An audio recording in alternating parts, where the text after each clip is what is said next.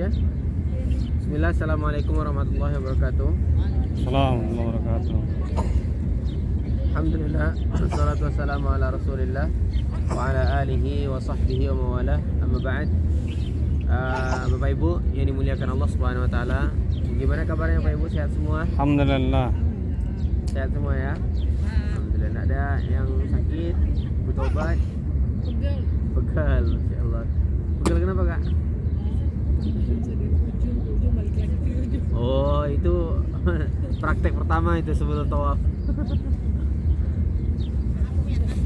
Ya, enggak apa-apa, Bu. Oke. Insyaallah kegiatan kita pagi ini itu manasik umroh, ya, sedikit mengulang tata cara pelaksanaan ibadah umroh kita, ya. Kemudian sekalian kita jelaskan teknis check-out kita, ya. Teknis check-out kita besok. Jadi kita jelaskannya itu berurutan dengan jamnya, ya, supaya mudah dipahami.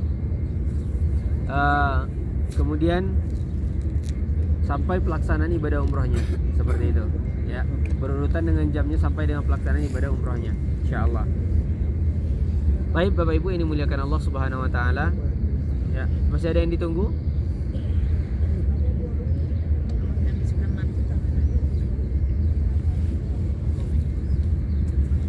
Coba.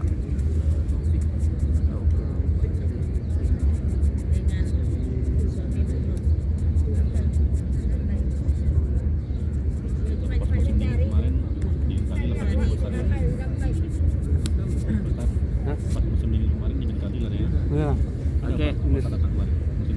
ada minus berapa? 3 atau apa? Gigil apa gini? Ya. Baik Bapak Ibu ini muliakan Allah Subhanahu wa taala, ya. Untuk mempersingkat waktu, ya, karena sebentar lagi udah mau jam 6, jam 7 kita sudah raudhah, ya. Yang bapak-bapak insyaallah nanti sore raudhahnya, yang sisa Raudhah sekarang sama siapa Ustaz? sama nanti Sakram nemani nanti. Sakram nemani nanti insyaallah. Oke. Langsung saja ya kita muqaddimah. Alhamdulillah salatu wassalamu ala Rasulillah wa ala alihi wa sahbihi wa wala. Amma ba'd. Pertama dan paling utama sekali kita bersyukur kepada Allah Rabbul Izzati wal Jalalah atas limpahan nikmat dan karunia-Nya kepada kita semua. Ya, alhamdulillah sampai detik ini Allah masih memberikan kemudahan demi kemudahan kepada kita semua.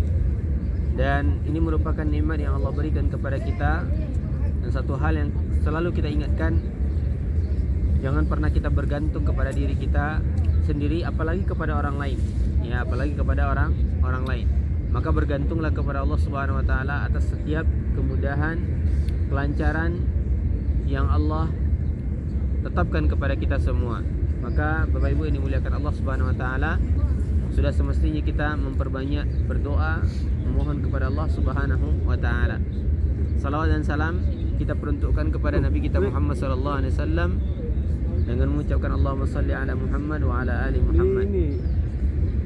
Bapak Ibu yang dimuliakan Allah Subhanahu wa taala, insyaallah besok kita setelah salat Jumat, ya, kita sudah berangkat menuju ke kota Makkah insyaallah, ya.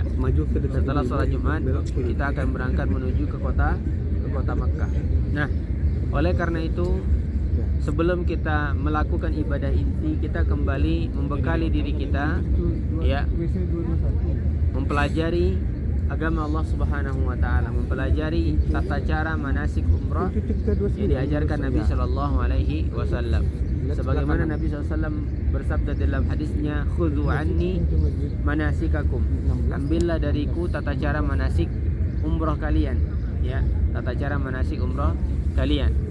Dan hadis ini menjadi patokan kita, ya.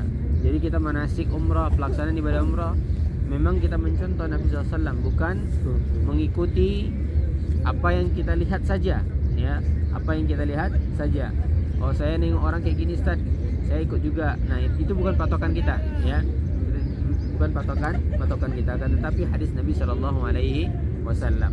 Nah, sebelum itu, sebelum kita masuk ke tema itu, mungkin sedikit Ya, nasihat singkat untuk diri anak pribadi, begitu juga untuk Bapak Ibu semuanya. Perihal meluruskan niat, ya, meluruskan niat. Bapak Ibu ini muliakan Allah Subhanahu wa taala, kita datang ke sini jauh-jauh, ya. Tujuannya bukan karena status sosial, bukan karena pengen ada cerita dengan di antara keluarga ataupun kawan, ya. Bukan karena ingin dipuji manusia, bukan karena ingin terlihat orang yang berada, ya. Ini sesuatu yang bersifat duniawi, ini dihilangkan sejauh-jauhnya. Apapun itu jenisnya, ya. Apapun itu jenisnya. Hati manusia itu lemah. Terkadang kita itu gampang berubah-ubah niatnya. Sedikit kita disanjung, ya, ada perasaan ingin lebih. Nah, inilah manusia. Perasaan ingin lebih disanjung lagi. Sedikit kita dipuji, ada perasaan ingin orang lain memuji kita. Pengen dipuji satu orang, pengen ada orang yang kedua memuji kita. Ya, nah inilah manusia. Inilah manusia. Maka semua itu dihilangkan. Bagaimana cara menghilangkannya? Pertama, memperbanyak doa. Perbanyak doa kepada Allah Subhanahu wa taala. Karena pujian manusia, apa yang kita harapkan dari dunia itu paling lama bertahan 2 minggu selesai, ya, 2 minggu selesai. Dan paling parah lagi, palingan cuma sekadar terlafaz dari lisan orang tersebut kemudian hilang, ya, kemudian hilang. Maka oleh karena itu Bapak Ibu ini muliakan Allah Subhanahu wa taala, jangan sampai perjuangan kita ke sini bukan bernilai pahala, malah bernilai dosa, ya. Allah Subhanahu wa taala tidak butuh dengan niat duniawi kita. Yang Allah butuhkan adalah niat yang lurus, ya. Jangan sampai usaha kita sia-sia. Maka mulailah kita meluruskan niat kita karena Allah Subhanahu wa taala. Kemudian kembali kami ingatkan perihal untuk memperbanyak bersabar, ya, selama di 2 tanah suci yang mulia ini. Bersabar atas segala kesulitan yang ada, ya. Bahkan di kota Madinah, Nabi SAW mengatakan, barang siapa yang bersabar terhadap sulitnya kota Madinah, ya, maka aku akan memberikan syafaat kepada mereka nanti pada hari kiamat. Mengapa Nabi mengatakan hal demikian? Kota Madinah ini dahulu kota yang penuh dengan wabah, ya. Sebelum Nabi SAW datang, itu kota Madinah ini kota yang banyak penyakitnya. Begitu juga suasananya, suhunya kadang berubah drastis. Hari ini dingin ya Bapak Ibu, ya. Kemarin jadi suhu yang di kota Madinah juga kadang panas, kadang dingin, ya. Suhu yang kadang berubah drastis sehingga badan kita pun membuat tidak bisa beradaptasi dengan secara langsung, ya. Nah, ini kadang badan kita drop, kadang sakit. Nah, ataupun suasana yang lainnya, mungkin sikap orangnya ataupun hal-hal yang lain. Maka kita hadapi dengan kesabaran, ya, karena kedatangan kita ke sini adalah untuk ibadah. Nah, ini mohon diingat selalu, apalagi nanti di kota Makkah, ya. Makin besar, Nabi mengatakan al-jaza'u inna izamal bala izamil jaza ma'izamil bala. Sesungguhnya besarnya ganjaran tergantung besarnya cobaan, kata Nabi SAW, ya. Madinah kita rasakan tenang, tentram. Kalau kita sudah sampai di Mekah, hiruk pikuknya Masya Allah, ya, tidak setenang kota Madinah. Tapi ganjarannya lebih besar, ya. Madinah kita sholat di Masjid Nabawi 1000 kali lipat, di Masjidil Haram Mekah 100.000 kali lipat. Tapi juga cobaannya juga berat. Kita berdesak-desakan ketika tawaf, sa'i, begitu juga capek, lelah. Tapi semua itu tergantikan dengan pahala yang besar juga. Tapi syaratnya apa tadi?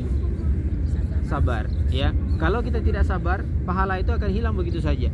Karena tidak ada menghadapi segala sesuatu tidak ridho dengan apa yang Allah tetapkan, ya.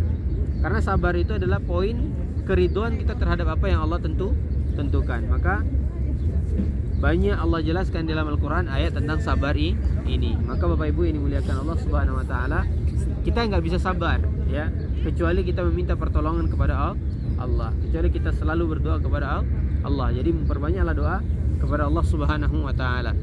Kita adapun ana ya ataupun Bapak Ibu sekalian, teman-teman sekalian, itu hanya bisa saling mengingatkan, tidak bisa memaksakan. Dan yang mengontrol hawa nafsu kita adalah diri kita sendiri. Baik Bapak Ibu, ini muliakan Allah Subhanahu wa taala. Ya, mudah-mudahan sedikit pembekalan ini ya bisa dipahami dan bermanfaat untuk kita semua.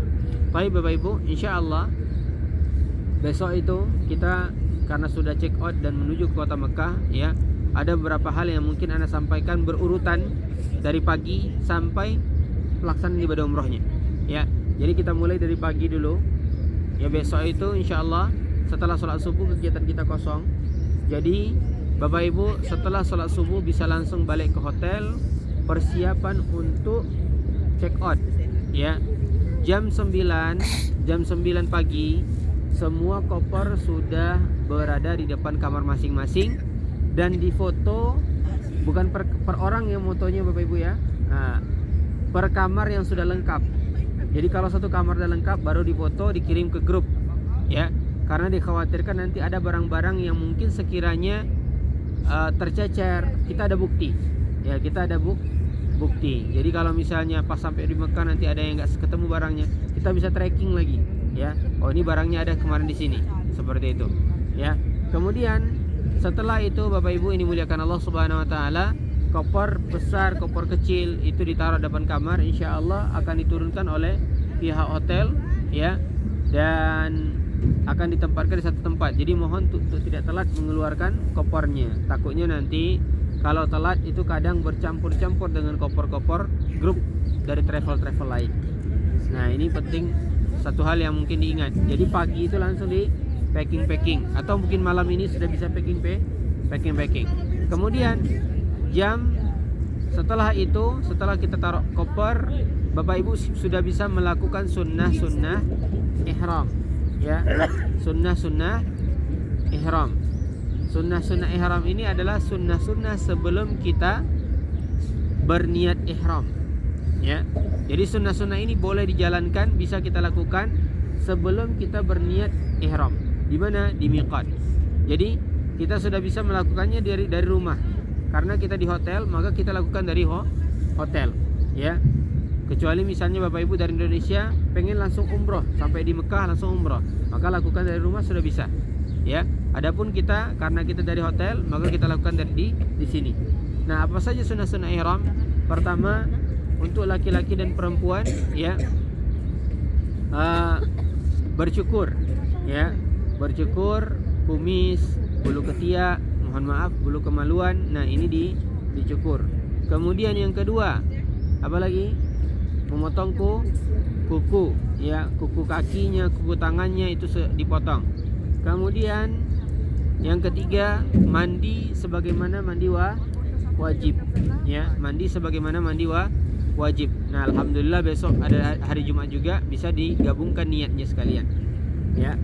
Kemudian yang keempat ya, untuk laki-laki dan juga perempuan ya, bisa pakai deodoran ya, wangi-wangian untuk menghilangkan bau badan lah ya. Kemudian memakai wangi-wangian yang tidak, kalau untuk perempuan yang tidak keluar aromanya. Maksudnya apa? Sebenarnya hukum asal menggunakan wangi-wangian untuk perempuan itu adalah dilarang oleh Nabi Shallallahu Alaihi Wasallam, diharamkan ya. Tapi kalau wangi-wangian tersebut tidak semerbak, kan ada parfum-parfum yang mungkin kayak hand body ataupun sunscreen dan sejenisnya lah, yang juga memiliki wangi-wangian ya, itu tidak tercium kecuali kita dekatkan kulit kita ke hidung ya. Nah, ini nggak apa-apa dipakai. Tapi kalau sengaja disemprot parfum ya, ini dilarang ya untuk perempuan. Adapun laki-laki dianjurkan untuk memakai wangi-wangian karena ini sunnah dari Nabi Shallallahu Alaihi Wasallam, di badan bukan di kain ihram untuk laki-laki ya. Jadi silakan pakai wangi-wangian di badan, tidak di kain ihram. Nah, setelah itu, setelah melakukan sunnah ihram di pagi hari ya, berarti kita sudah persiapan ke masjid. Besok itu hari Jumat. Yang ibu-ibu kalau mau sholat di dalam masjid, minimal paling lambat itu jam 10. Tapi jam 10 kadang pun tidak bisa masuk lagi, setengah 10 ya, ke masjid kalau mau sholat di bagian dalam. Untuk bapak-bapak kalau mau sholat di bagian dalam, paling lambat jam setengah 11 ke masjidnya, ya. Setengah 11 sudah standby di masjid. Tapi kalau jam 11 kadang pagar yang belakang ini ditutup nih, pagar di belakang ini, sholatnya nanti dekat-dekat pelataran hotel. Nah ini mohon diperhatikan ya, supaya tidak telat ke masjid. Oke. Setelah sholat Jumat ya, setelah sholat Jumat besok langsung makan siang ya, langsung makan siang. Yang bapak-bapak ya langsung pakai kain ihram. Bapak-bapak langsung pakai kain ihram ya. Jangan sampai kita, karena waktu kita terbatas ya, jadi jangan sampai nanti ditunda-tunda, duduk dulu, santai dulu. Nah ini mohon diperhatikan ya Bapak Ibu ya. Barang-barang sudah di packing semua, jadi nggak ada perlu lagi di apa, karena barang-barang itu jam 9, jam 10 sudah diturunkan ke lobi hotel. Jadi jangan karena kita mau balik setelah Jumat, oh nanti aja lah keluarin kopernya kan balik lagi ke kamar. Jangan seperti ini Bapak Ibu ya. Oke. Setelah Jumat ya, sudah makan, sudah pakaikan ihram ya, insya Allah jam 3 kita persiapan untuk berangkat menuju ke kota Mekah ya. Nah yang dari Air Tour itu pakai kereta cepat, yang butik iya juga bus enggak ya, enggak. Yang butik pakai bis ya. Jadi nanti insya Allah kita terpisah, nanti mengantarkan jamaah yang pakai kereta cepat dulu. Setelah kita dari Mikot nanti mengantarkan jamaah ke stasiun dulu ya, baru ibu-ibu nanti lanjutkan menuju ke Mekah. Baik, insya Allah sebelum kita menuju ke Mekah, kita akan menuju ke Mikot dahulu. Ngapain kita di Mikot? Memasang niat ihram ya, mengambil niat ihram di mana? Di Dzulhulaifah atau dikenal dengan Bir Ali ya, dikenal dengan Bir Ali. Nah alhamdulillah tadi kita sudah melakukan sunnah-sunnah ihram ya. Jadi kita sampai di Bir Ali itu hanya menyelesaikan hal-hal yang mungkin belum terselesaikan. Terkadang bapak-bapak ada yang masih pakai dalaman ya, ada yang bawahnya diganti, atasnya belum. Nah ini di sini kita selesaikan semua ya, diselesaikan semua. Di mana? Di Bir Ali, sebelum kita memasang niat ihram. Sampai di sini bisa dipahami Pak Ibu? Insyaallah ya. Kita buat berurutan gini jelas ya. Oke. Nah, setelah itu sampai kita di Bir Ali, dari hotel ke Bir Ali itu kurang lebih sekitar 20 menit ya. 20 menit paling lama, insyaallah 30 menit kalau tidak macet ya. Jadi sampai kita di Bir Ali, kita pasang niat ya. Kemudian di sini kami akan ingatkan untuk larangan-larangan ihram ya. Larangan-larangan ihram. Apa saja larangan-larangan ihram? Memotong kuku udah nggak boleh lagi ya. Memotong kuku tidak boleh lagi.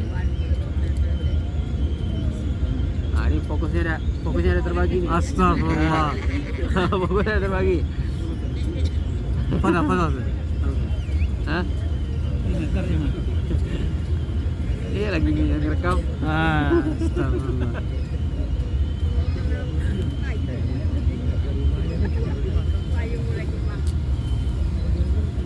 Breaking news.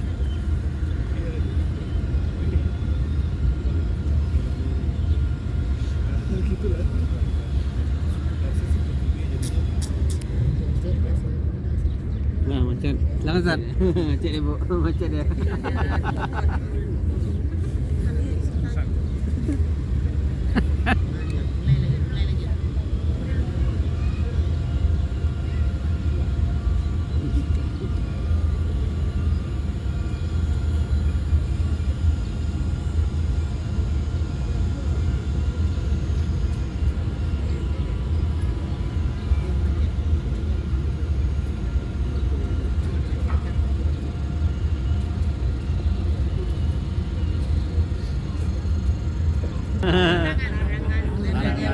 Oh, larangan ihram ya. Baik. Jadi sebelum kita meninggalkan tempat miqat ya, kita akan ingatkan kembali larangan-larangan ihram. Ya, apa saja larangan ihram tadi Bapak Ibu? Tidak boleh potong kuku, tidak boleh bercukur lagi ataupun mencabut rambut dengan sengaja. Ya. Rambut apapun, mau bulu tangan, bulu kaki, ya, mungkin yang penting semua bulu yang ada di tubuh tidak boleh lagi dicabut dengan sengaja. Termasuk bulu hidung nggak boleh. Ya, bulu hidung tidak boleh Boleh. Ini bapak-bapak biasanya nih. Astagfirullah. Jadi ini kita ingatkan. Kemudian tidak boleh potong kuku. Kemudian tidak boleh untuk laki-laki memakai pakaian yang berjahit dan membentuk anggota tubuh. Ya, ingat poinnya Bapak Ibu ya. Yang ibu bapak ya, tidak boleh membentuk anggota tubuh ya. Karena sekarang ini manusia kadang mencari akal, kan nggak boleh berjahit, Ustaz. Nah, tapi dia membentuk anggota tubuh. Pakailah kolor yang terbuat dari ada yang udah dicetak, udah jadi, ada yang dari plastik, ada yang ini macam-macam nih, ya. Tak boleh ya. Tidak boleh. Kan poinnya tidak boleh membentuk anggota tubuh, ya. Jadi itu tidak dibolehkan. Kemudian tidak boleh menutup kepala, ya, untuk laki-laki. Tidak boleh menutup kepala. Kemudian tidak boleh pakai sepatu atau kaos kaki yang menutup mata kaki, ya. Jadi pakai sendal, sendal. Kemudian untuk bapak-bapak dan ibu-ibu tidak boleh pakai wangi-wangian lagi, ya. Kalau tadi dibolehkan pakai wangi-wangian sebelum ihram, sebelum niat, sekarang tidak boleh lagi, ya, tidak boleh lagi. Jadi jangan mungkin nanti sampai di hotel, ya, di Mekah, oh rasanya kok aromanya badan gak enak baunya nih, pakailah parfum. Ini nggak boleh, ya, tidak boleh. Kemudian apalagi tidak boleh berkata-kata yang tidak pantas, ya. Nah ini mohon dijaga bapak-bapak dan ibu-ibu, ya. Jangan banyak kita berbicara yang tidak pantas, ya. Atau hal-hal yang sekiranya tidak perlu, ya, untuk ditahan dulu. Oke, untuk ditahan dulu. Jadi jangan sampai nanti gara hal-hal kecil larangan-larangan ihram kita dilanggar. Kemudian tidak boleh berbantah-bantahan, ya, berhubungan antara suami istri atau hal-hal yang mengarah ke sana. Hal-hal yang mengarah ke sana. Jadi ini mohon dihindari. Tidak boleh menyakiti, mengganggu, ya, hewan apapun itu. Nah, kadang nih bapak-bapak, ibu-ibu nampak merpati dikejar, ya. Nah, ini kita dalam kondisi larangan ihram, ini dilarang. Kemudian tidak boleh merusak tanaman dengan sengaja, ya, dengan sengaja. Ini mohon diperhatikan. Kemudian apa lagi? Ada yang belum disebutkan? Yang ibu-ibu yang nggak boleh pakai cadar, ya, tidak boleh pakai cadar, tidak boleh pakai sarung tangan, ya, sarung tangan tidak diperbolehkan. Dan larangan ihram ini berlaku sampai kita tahallul, ya, sampai kita kapan? Tahallul. Nah, setelah kita jelaskan larangan ihram, kita baru masang niat, ya. Kita akan arahkan untuk pasang niat. Insya Allah kita akan bimbing pasang niatnya sama-sama, ya. Apa niatnya Bapak Ibu? Labbaik Allahumma umratan. Labbaik Allahumma umratan. Nah, niat yang diajarkan Nabi adalah labbaik Allahumma umratan, dan disunnahkan untuk melafazkannya, ya, melafazkan niat tersebut, labbaik Allahumma umratan. Kemudian setelah kita pastikan semuanya memasang niat dengan baik, ya, baru kita mulai berjalan dan meninggalkan tempat miqat, ya. Nah, di sini ada niat umrohnya beda. Mungkin niat umrohnya untuk membadalkan keluarga. Ada? Nah, yang umroh pertama ini, umroh yang besok ini. Karena kita tidak boleh berniat dua umroh dalam satu kali pelaksanaan.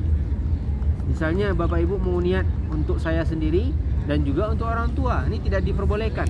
Dalam satu pelaksanaan hanya boleh satu orang saja. Berarti pilihannya antara diri kita atau orang lain. Kalau orang lain, misalnya orang tua, syaratnya kita sudah pernah umroh. Nah, ini pertanyaannya, ada nggak yang niatnya yang lain? Nggak ada, ya? Oke. Membadalkan orang tua boleh. Boleh, bisa. Kalau misalnya mau membadalkan orang tua, ya, atau membadalkan keluarga, bisa. Tapi syaratnya pertama orang tersebut sudah pernah umroh, ya. Kemudian yang melaksanakannya harus satu orang. Tidak boleh satu orang pelaksana untuk dua kali niat, atau dua orang niat untuk atau dua orang yang diniatkan, ya, atau tiga orang atau lebih, nggak boleh. Hanya satu orang yang diniatkan, satu pelaksana. Untuk yang melaksanakan boleh kita sendiri, boleh orang lain, ya. Misalnya Bapak Ibu rasanya nggak sanggup, ya nggak sanggup, jadi mau minta tolong bantuan, dicarikan orang, ya, atau